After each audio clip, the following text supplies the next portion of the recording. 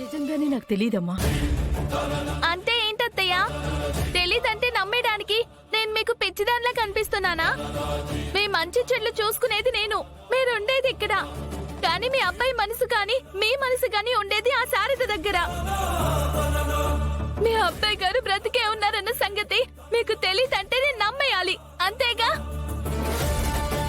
ఆవిడ గారి పసుపు కుంకుమలు తీయడానికి మీరు వెళ్లేంత వరకు మీకు తెలీదు అంటే నేను నమ్ముతాను అత్తయ్య. అప్పుడు ఆవిడ ఖచ్చితంగా మీకు చెప్పే ఉంటుంది. మీరు మాత్రం గగన్ ఒప్పుకోలేదు, అందుకే పసుపు కుంకుమలు తీయడానికి వీలవ్వలేదని నాకు కథలు కథలు చెప్పారు. ఎంత దారుణం అత్తయ్య ఇది. నిన్నెలా నమ్మించాలో నాకు అర్థం కావట్లేదమ్మా. నువ్వేం చెప్పినా అమ్మ నమ్మించలేవు నాయనమ్మా. అమ్మా ఇన్నాళ్ళు అమాయకంగా ఉంది, ఇప్పుడేమో మూర్ఖంగా తయారవుతుంది. చెర్రీ, ఏంట్రా నీ ఉద్దేశం? అంటే నేను మూర్ఖురాలనా?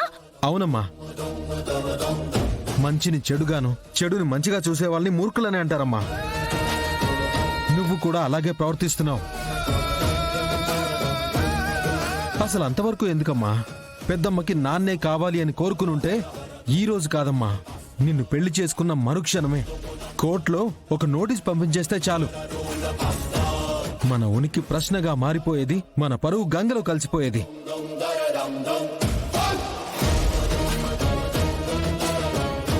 నిజానికి ఇన్నాళ్ళు వాళ్ళు మన ఇంటి గౌరవాన్ని కాపాడుకుంటూ వచ్చారు. ఈ రోజు నాన్నని పెద్దమ్మ కాపాడింది.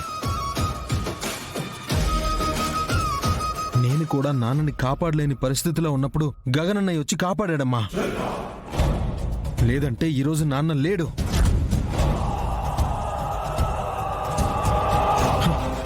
వీటన్నింటికీ బదులుగా పెద్దమ్మకు అన్నయ్యకు మనం థ్యాంక్స్ చెప్పాలమ్మా.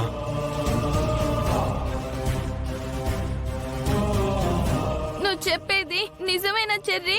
నిజమేనమ్మా. మీ అన్నయ్య కాపాడకపోయి ఉంటే ఆయన మనకుండేవారు కాదా?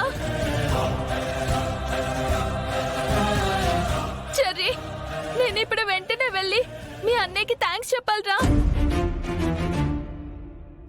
ఏంటమ్మా, అన్నయ్యకి నువ్వు థ్యాంక్స్ చెప్తావా? నువ్వే అంటున్నావు కదరా మీ నాన్నని కాపాడాడని. అంటే నా పసుపు కుంకుమాలు నిలబెట్టాడనే కదా అర్థం. అందుకే మీ అన్నయ్యకి థ్యాంక్స్ చెప్పడంలో తప్పులేదు. నేనే స్వయంగా వెళ్ళి చెప్తానురా. ఇది నువ్వు నిజంగానే చెప్తున్నావు కదమ్మా? ఏరా, ఇప్పటికిప్పుడు ఒక మెట్టు దిగి మీ అన్నయ్యకి థ్యాంక్స్ చెప్తే తప్పే ఉందిరా. అబ్బే, తప్పేం లేదమ్మా, అసలు తప్పే లేదు. మరైతే వెళ్దాం పదరా.